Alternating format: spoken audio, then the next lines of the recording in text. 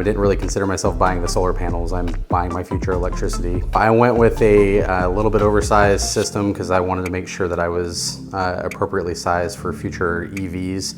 Or any other kind of electronic additions that I wanted to do. I also wanted to make sure that I was insulated just a little bit from the grid, and so I went ahead and got the Tesla Powerwall. A lot of people don't know that the solar alone does not protect against grid outages. You have to have the battery system with it, and I wanted to make sure that I was insulated from the potential risks from the grid as well. I'm expecting our bill to be around $3 to $5 this month. The real benefit is in the future costs, and just like everything else, electricity goes up in cost, it goes down in reliability as the infrastructure ages, and I think that the real benefits of the system are going to show more over the coming 10 to 20 years as opposed to the coming 10 to 20 months.